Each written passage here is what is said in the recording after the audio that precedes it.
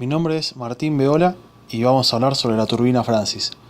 La turbina Francis es en la actualidad la turbina hidráulica típica de reacción de flujo radial.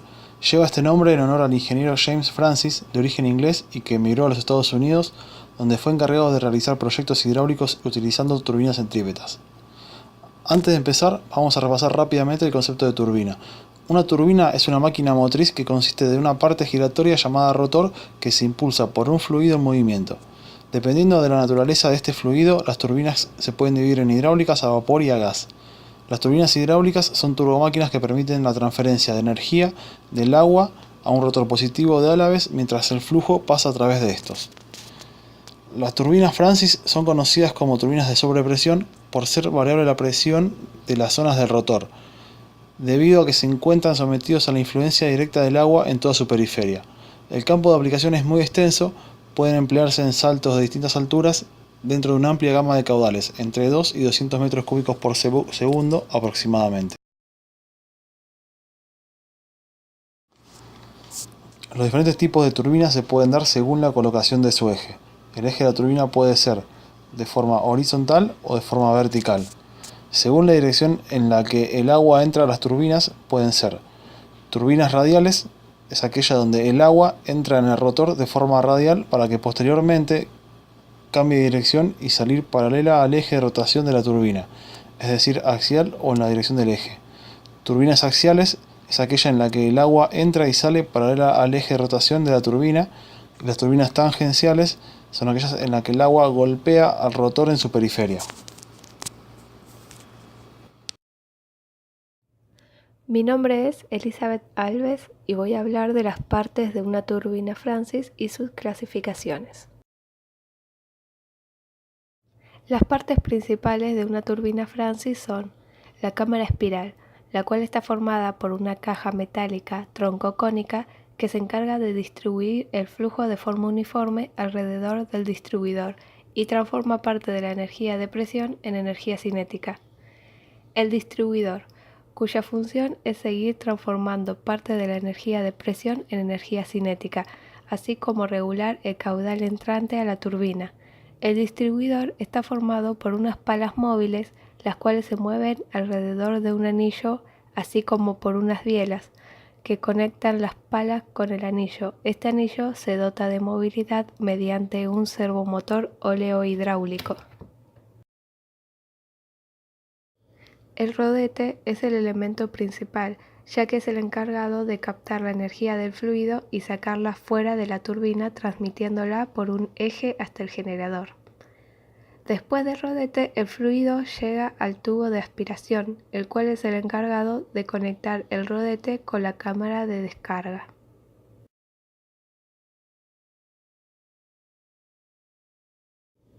Las turbinas hidráulicas se pueden clasificar de acuerdo al cambio de presión en el rodete o al grado de reacción.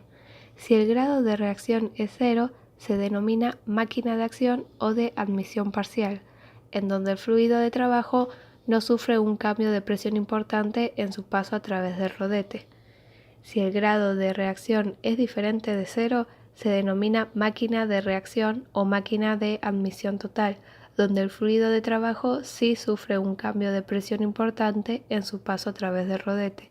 En el caso de las turbinas Francis nos encontramos con una máquina de reacción y de admisión total. Las turbinas Francis se clasifican en función de la velocidad específica del rotor y de las características del salto. Son lentas para saltos de gran altura, alrededor de 200 metros o más, normales para saltos de altura media, entre 200 y 20 metros, rápidas y extra rápidas para saltos de pequeña altura, inferiores a 20 metros. Mi nombre es Jonathan Ramírez y voy a pasar a explicar la comparación de las turbinas más utilizadas. Turbinas Peltron, turbinas Francis, turbinas Kaplan. Las turbinas Peltron es de acción tipo tangencial, normalmente son de eje horizontal, se utiliza en grandes saltos de agua superiores a los 200 metros, caudales muy variados de 10 metros cúbicos por segundo. Las turbinas Francis es de reacción tipo radial axial, normalmente de eje vertical, aunque puede ser horizontal. Se utilizan en saltos de altura intermedio hasta los 200 metros. Caudales muy variados de 2 a 200 metros cúbicos por segundo. Las turbinas Kaplan es de reacción tipo radial axial, normalmente de eje vertical, y se utiliza en pequeños saltos de agua hasta 50 metros, con caudales que suelen superar los 15 metros cúbicos por segundo.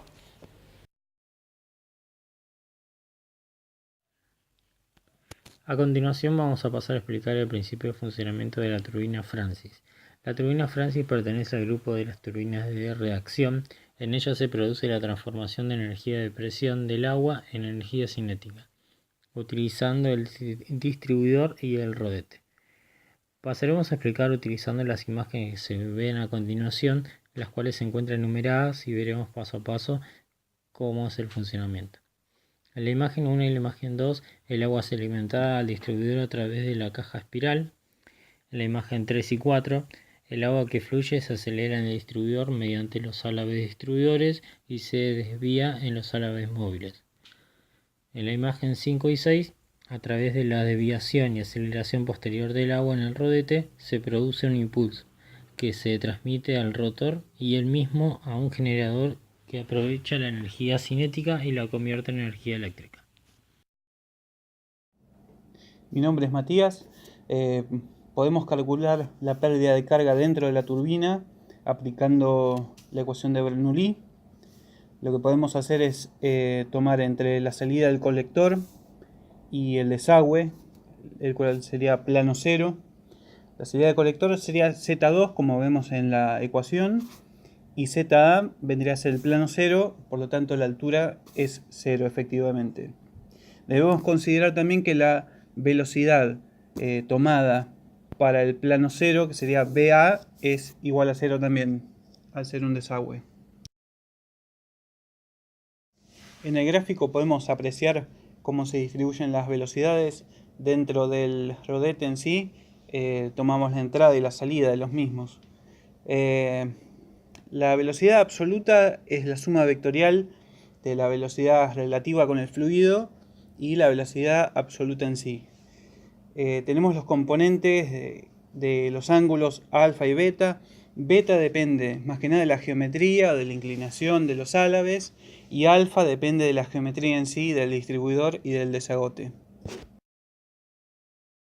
Bueno, mi nombre es Diego Moreira y ya adentrándonos en la parte final de nuestra presentación, nos toca describir las ventajas y las desventajas de la utilización de las turbinas Francis en un sistema de cañerías. Comenzando por las ventajas, estas son capaces de operar en desniveles que van desde los 2 metros hasta varios de cientos de metros. Esto es una gran ventaja frente a otras turbinas que existen en el mercado.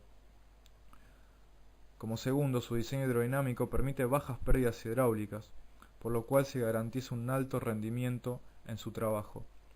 Su diseño reforzado da una vida útil de muchas décadas de servicio continuo, y es por este mismo diseño que también conlleva un costo de mantenimiento muy bajo frente a otras turbinas.